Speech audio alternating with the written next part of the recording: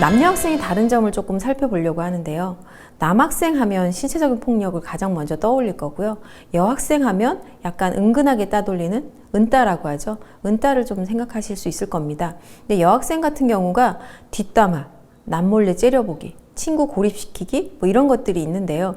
남학생들한테는 이렇게 잘 안 보여지는 모습이에요. 근데 이게 왜 그럴까라는 거를 두 편의 영화가 있습니다. 우리들이라는 독립영화 하나 있고요. 우아한 거짓말은 책도 있고 영화도 있는데요. 두 편 다 딸을 키우시는 어머님이라면 한번 보시면 좋겠어요. 이 영화를. 그리고 소녀들의 심리학이라는 책이 있는데 이 책에서 작가가 왜 우리는 가해자인 학생도 그랬고 피해자인 학생도 그랬고 성인이 돼서도 거기 트라우마에서 벗어나지 못하고 힘들어한다.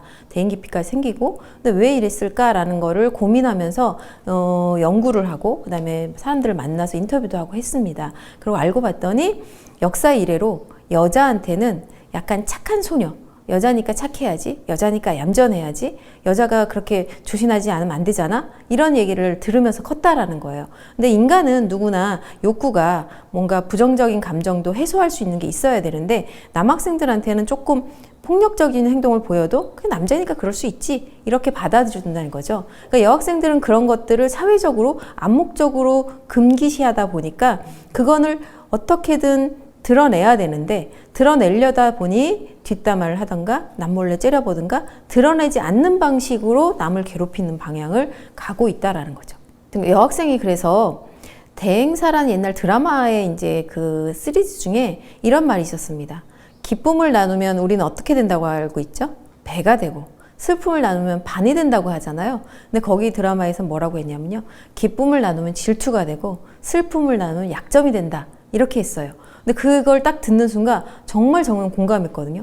아, 우리는 남이 잘 되는 걸 보고 순수하게 기뻐해 줄 수가 없어요. 시기 질투의 마음이 벌써 먼저 올라옵니다. 그래서 학교 폭력도 마찬가지로 누군가가 잘난 척하는 아이들을 보면 그거를 그냥 두지 못해요. 그 푸른나무 재단이라고 하는 학교 폭력과 관련돼서 제일 먼저 세운 NGO 단체가 있는데요.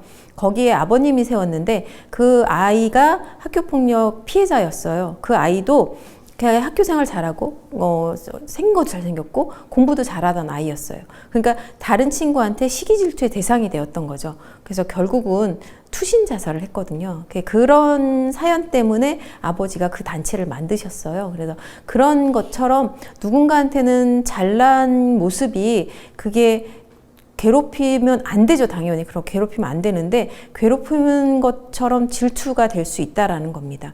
그리고 나의 슬픔을 나누는 게 결국은 그 아이의 약점이 돼서 나를 공격할 수 있게 되고요.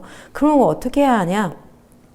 제가 어느 날 갑자기 사춘기라는 책의 작가이신 상담하는 교사거든요.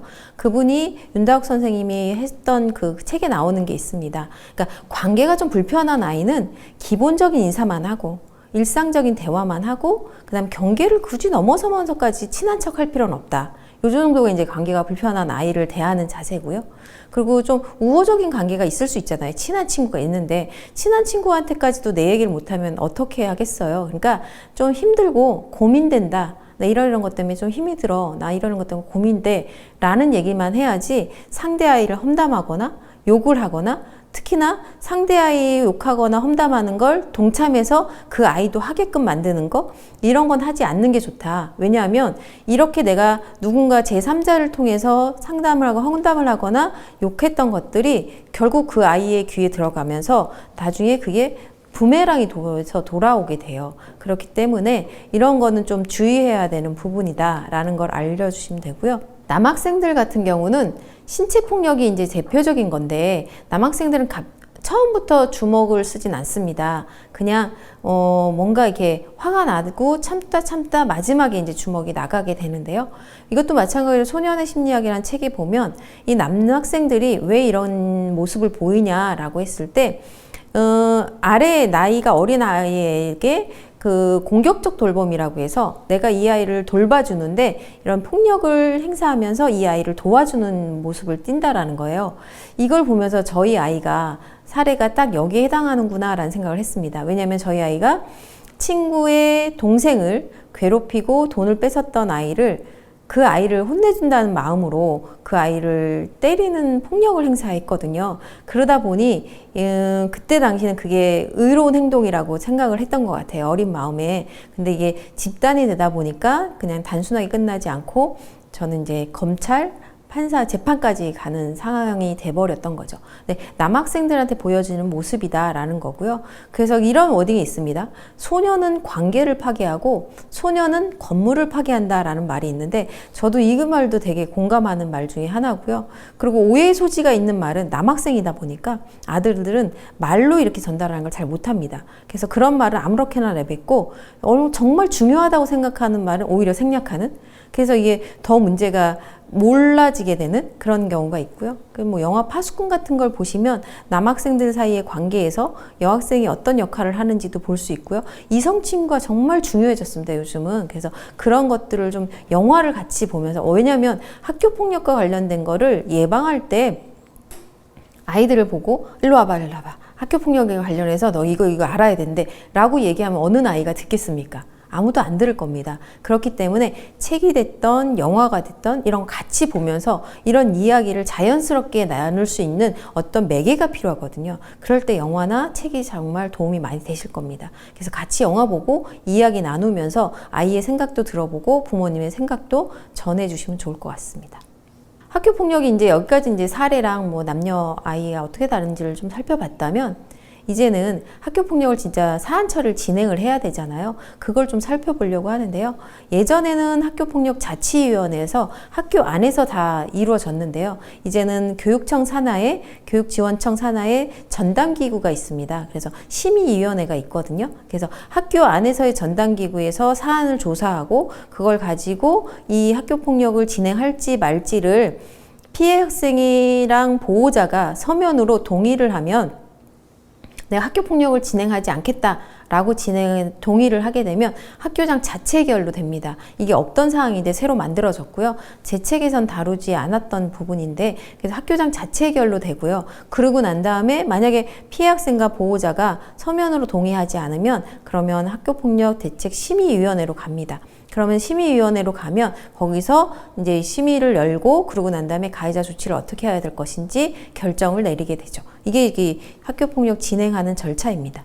그 전담기구는 전담기구에 들어가는 인원들은 교감 선생님, 그다음에 상담교사, 보건교사, 그리고 책임교사, 그리고 학부모위원이 전체의 구성 인원의 3분의 1 이상이 학부모위원으로 구성이 됩니다. 그리고 이 전담기구에서 사안을 조사하고 그걸 가지고 그 행정적인 서류를 만들어서 그 위에 심의위원회에 제출을 하게 되는 거죠. 심의위원회 구성도 마찬가지로 이 10명에서 50명이라고 되어 있는데요. 대부분 짝수로 하지 않는다고 해요. 왜냐하면 이게 학교 폭력이냐 아니냐라는 것들을 가릴 때도 있고요. 그 다음에 이건 몇 호 조치를 내려야 될 때 할 때 투표를 하게 되는데 10명이면 5대5가 돼버리면 조치 없음의 결과인지 조치인 건지를 내릴 때도 이게 불분명해지니까, 그래서 9명 홀수로 해서 이렇게 조치가 된지 아닌지 어떤 조치를 내릴지에 대한 것도 이렇게 정하는 거 있고, 보통 9명 정도 하신다고 하더라고요. 네. 그리고 학교장 자체 해결에 관한 것들은, 왜냐하면 너무나도 경미한 사안까지도 학교폭력을 다 진행이 되다 보니까 이건 좀 아닌 것 같다라는 생각에서 조금 바꾼 거거든요. 근데 이게 한 가지가 아니라 4가지가 모두 여기 해당이 될 때만 학교장 자체 해결을 가능해요. 그게 뭐냐면 첫 번째가 2주 이상의 진단서가 없어야 돼요. 그러니까 2주 이상이 넘어가면 심각한 사안이다라고 보거든요. 진단서가 없어야 되고, 재산상의 피해가 없거나 아니면 즉각 복구되어야 되거나 아니면 지속적이지 않아야 돼요. 이게 왜냐면 이게 그 학교폭력의 척도를 나타낼 때 조항들이거든요.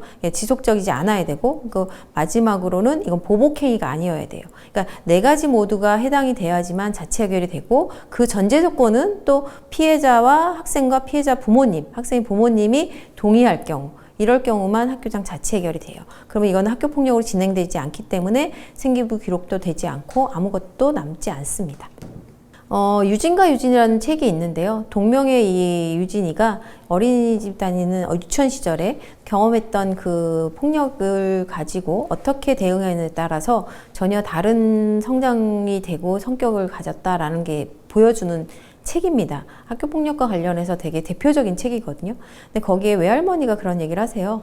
감추려고 덮어두려고만 하지 말고 상처를 함께 치료했다면 좋았을 텐데, 그게 얘기를 하시는데 저도 그 얘기를 생각이 똑같습니다.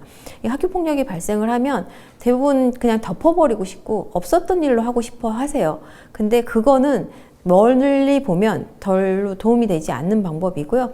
그때 당시에 이거 덮지 말고 좀 드러내서 이 아이를 어떻게 건강하게 할 수 있을까라는 거에 더 중점을 주시면 좋을 것 같습니다. 중요한 거는 피해 학생이 피해자에게 상처가 되지 않게 하는 게 가장 큰 거거든요. 왜 가해 학생 처벌도 중요하지만 피해 학생의 피해가 나중에라도 힘듦으로 삶으로써 성인이 돼서도 힘든 아이들도 제가 상담을 해보니까 있더라고요. 그래서 그런 일이 생기지 않게 하려면 피해자 보호가 가장 우선이 되어야 되는데, 그러려면 피해자란 것을 확보를 해야 돼요. 증빙을. 그래서 제일 중요한 게 서면 자료. 그러니까 서면 자료는 뭐냐면 메모지, 아니면 진술서, 아니면 병원 진단서 같은 게 있고요. 그다음에 사진 자료, 그다음에 사이버 자료, 그다음에 녹취 자료는 뭐냐면 음성 목소리가 내 목소리가 들어가면 불법이 아니거든요. 문서 목소리지, 그다음에 핸드폰에 문자, 아니면 이메일 이런 것들 캡처해 놓고 이런 것들이 다 중요한 증거 자료가 됩니다. 그래서 이걸 확보해 놓으셔야 되고요. 그리고 육하원 측에 의해서 사실 진술서는 그 당시에 발생하고 난 다음에 진술서도 중요하지만 내가 지속적으로 학교 폭력을 당하고 있다라는 거를 그걸 계속 기록해 놓은 게 결국 그게 그 물증이 되는 거니까 그것도 되게 중요하다라는 거고요. 어떤 사람은 또 그걸 또 악용하는 사람도 있다라고 해요. 학생 중에는 일부 그걸 계속 기록해 놨다가 이걸 모아서 한꺼번에 터뜨려서 가해자를 일부러, 그러니까 그 표적이 만들어 놓는 거죠. 그래서 더 이상 이게 빠져나갈 게 없는, 그래서 서로 쌍방인 학교 폭력이 진행이 됐는데도 어느 한쪽이 더 과한 처분을 받는 경우가, 그런 경우가 있습니다. 그래서 이게 많이 알려드리는 게 좋은 건가 또 하는 생각도 하게 되는 부분도 있습니다.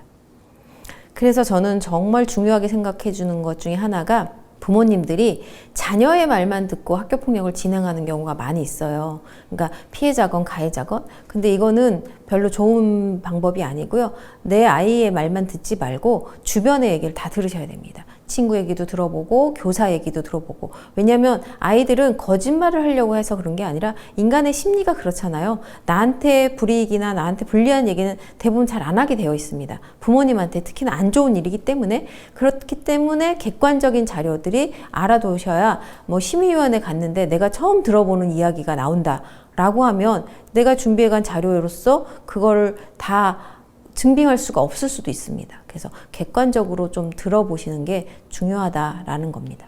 경중을 판단하는 기준이 있는데요. 학교폭력과 관련해서는 심각성, 고의성, 지속성입니다. 그러니까 얼마나 심각하냐에 따라서, 그 다음에 이게 지속적인 거냐에 따라서, 이게 고의성이 있는 거냐 이런 거에 따라서 경중을 판단하는데요. 이 세 가지의 척도와 더불어서 가해 학생이 얼만큼 반성하고 있느냐, 그 다음에 가해 학생을 선도할 수 있는 가능성은 얼만큼 되느냐, 그 다음에 가해 학생과 피해 학생이 얼마만큼 화해했느냐, 이런 것들이 다 이 조치를 내릴 때, 사안 처리할 때 판단 기준이 되고요. 그리고 기타로 하는 것들은 뭐가 있냐면 2인 이상. 혼자 하는 건 그나마 조금 빨리 해결될 수 있는 방법인데요. 2명 이상 했다는 건 집단폭력에 해당하거든요. 저희 아이가 3명이어가지고 특수폭력, 집단폭력에 해당이 돼서 바로 검찰에 넘어갔던 이유입니다. 왜냐하면 1대1 쌍방일 때는 그냥 합의를 보면 그냥 마무리가 돼요. 근데 1대 다가 되면 합의를 본다고 해서 끝나는 게 아닙니다. 그리고 또 이게 심각해진 사안은 뭐냐면요. 손에 무언가를 쥐었다. 이겁니다.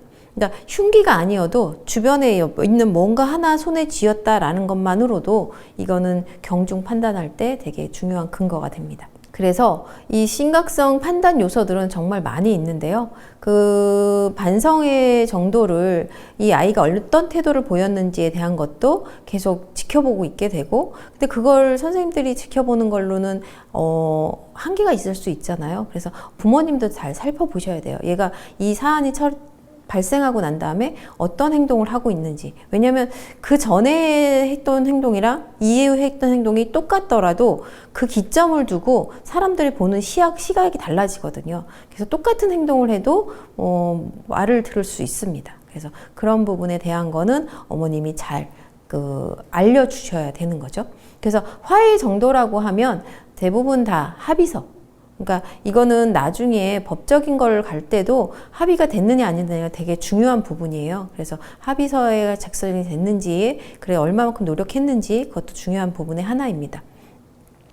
그래서 신문에 벌써 이제 올해 초에 엄청나게 이슈가 됐던 학교폭력의 이야기 때 벌써 자료가 다 나갔습니다. 원래는 이거는 상담하시는 분들이 내부 자료만 봤었는데 이게 기사화돼서 다 나갔더라고요. 왜냐하면 이게 몇 점에 해당되고 뭐 이게 전학의 조치가 이루어지는 거고 뭐 이런 것들 때문에. 그래서 아까 말씀드렸던 심각성, 지속성, 고의성, 반성의 정도, 화해의 정도를 0점에서 4점이란 점수를 둡니다. 그래서 그 점수를 매긴 걸 취합을 해서 1에서 3점이면 뭐 1호 처분, 그 다음에 4에서 6점이면 뭐 3호 처분, 이런 식으로 기준을 마련해 놓은 거죠. 근데 이 가해 학생의 조치는 한 가지만 조치가 이루어지는 게 아니라 135, 뭐 145 이런 식으로 2가지 이상을 병과해서 진행하기도 하기 때문에 하나만 이루어지지 않는다라는 것도 알아두실 필요가 있고요.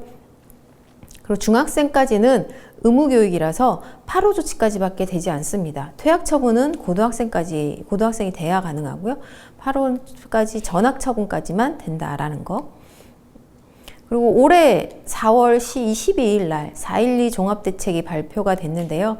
정말로 이것 때문에 신문에도 많이 나왔고요. 제가 NHK에서 인터뷰했던 이유도 이것 때문입니다. NHK에서 인터뷰 왔던 이유가 일본에도 워낙에 학교폭력이나 뭐 왕따나 이런 것들이 많은데 거기는 요번에 발표 났을 때 어떤 거가 제일 컸냐면요. 대입에 반영한다였습니다.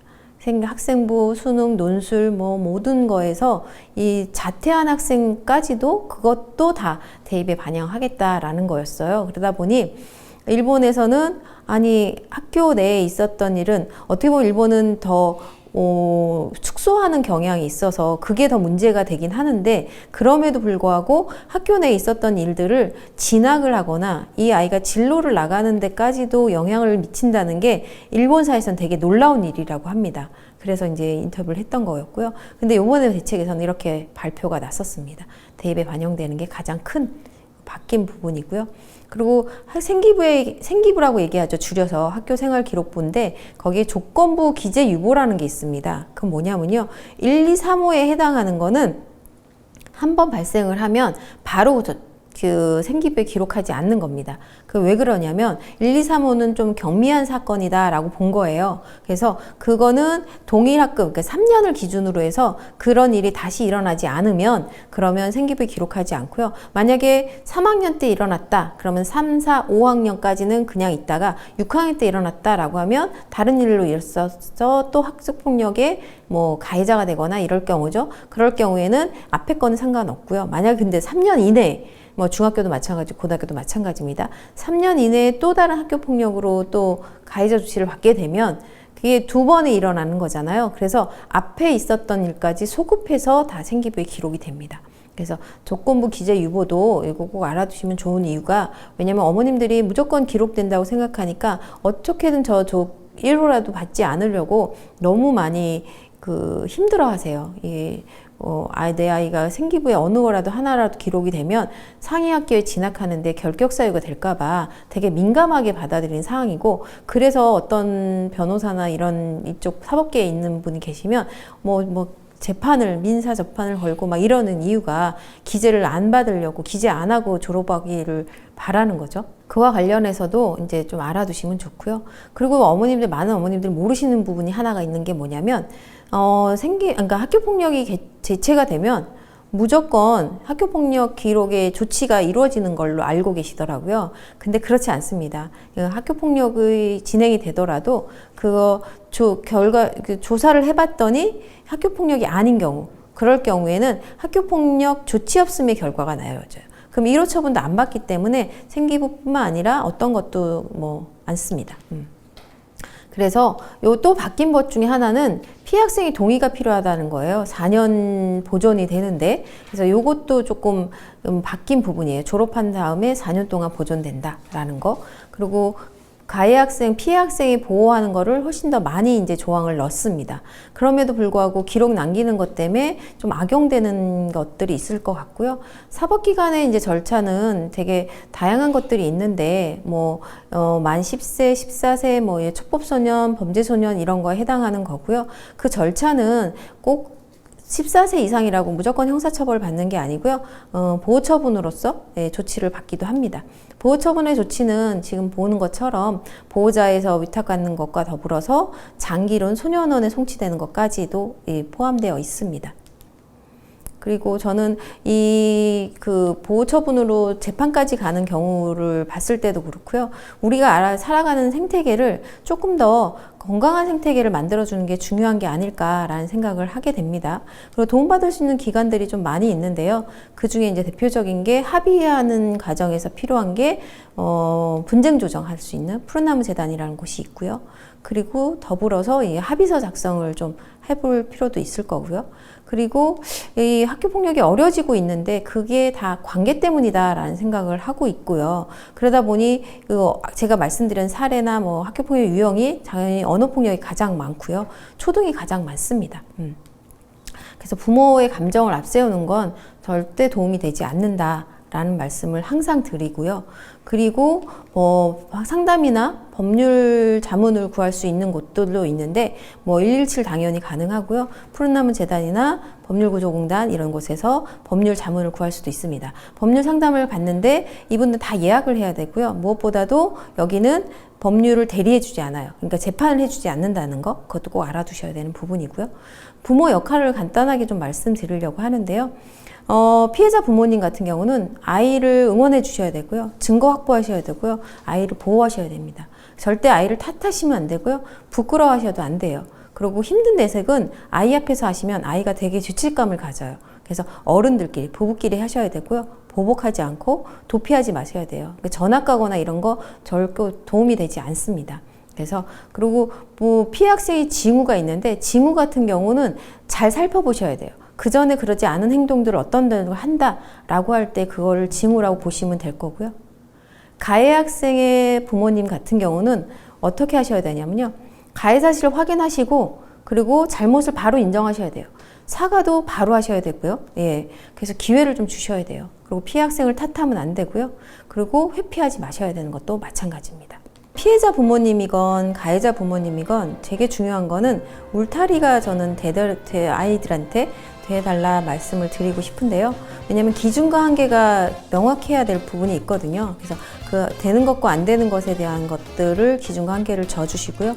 그리고 아이가 힘들 때 기대서 쉴 수 있는 버팀목이 돼주는 그런 울타리가 돼주면 감사하겠습니다. 저는 여기서 마치도록 하겠습니다. 감사합니다.